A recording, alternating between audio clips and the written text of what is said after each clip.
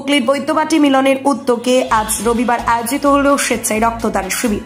এদিন প্রায় 50 জন রক্তদাতা রক্তদান করেন বলে জানা গিয়েছে।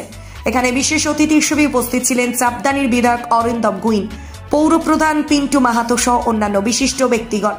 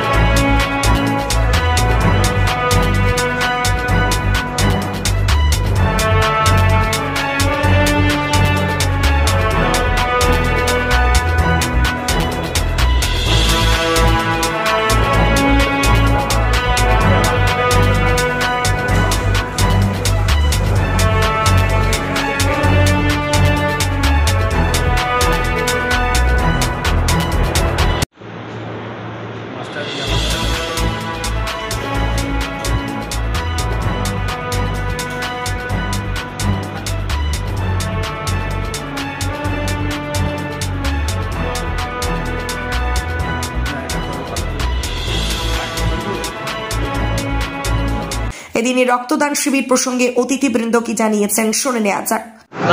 আমাদের শহরে যে সমস্ত ক্লাবগুলো আছে তার মধ্যে মিলন ক্লাব একটা অন্যতম ক্লাব। তারা প্রতি বছরই রক্তদান শিবির এবং বিভিন্ন রকম সামাজিকমূলক কাজকর্ম তারা করে থাকে। তারই একটা উদ্যোগ হচ্ছে রক্তদান শিবির। রক্তদান এই ক্লাব সংগঠনগুলো করার ফলে, কারণ আমরা দলীয় পর্যায়ে বিভিন্ন রক্তদান শিবির করি, তার সত্ত্বেও ক্লাবগুলো বিভিন্ন ক্লাব যেভাবে রক্তদান শিবিরগুলো করে, এর ফলে রক্তের যে চাহিদা থাকে সেই চাহিদাগুলো আমরা পূরণ করতে পারি। কারণ রক্ত কোনো কলকারখানায় তৈরি হয় না। একজন সুস্থ মানুষ রক্ত দিয়ে একটা মনুষ্যকে বাঁচাতে পারে। তাই আজকে মিলনী ক্লাব যে এই উদ্যোগ নিয়েছে রক্তদান শিবিরে, একটা মহৎদানের উদ্যোগ, তাদেরকে আমি সাধুবাদ জানাই। এবং মিলনী ক্লাবের যে কোনো কর্মসূচিতে বৈদ্যবাটি পৌরসভার চেয়ারম্যান হিসেবে আমরা তাদের পাশে আছি এবং সবসময় থাকব। এবং যে কোনো সামাজিকমূলক কাজ মিলনী ক্লাব করলে আমরা পৌরসভার পক্ষ থেকে তাদের পাশে আছি। অনুষ্ঠানের মাধ্যমে ক্লাবকে এগিয়ে নিয়ে যায়। আর তাছাড়া মিলনী ক্লাবে যে রক্তদান শিবির, এই এলাকার মানুষ উপকৃত হয়। এখানে প্রায় শতাধিক মানুষ রক্ত দেন। আর সবচেয়ে বড় কথা, মিলনী ক্লাবের যারা সদস্য কর্মকর্তা যারা আছে, আমার মনে হয় যে দেখবেন প্রবীণ মানুষ যেমন আছে, নবীন আছে, এই প্রবীণ নবীনের সমন্বয়ে এই ক্লাব এগিয়ে যাচ্ছে। দীর্ঘদিনের ক্লাবের স্ট্রাকচার, ক্লাবের পরিকাঠামো দেখলেই বোঝা যায় যে সকলের আন্তরিকতা ছাড়া এটা সম্ভব নয়।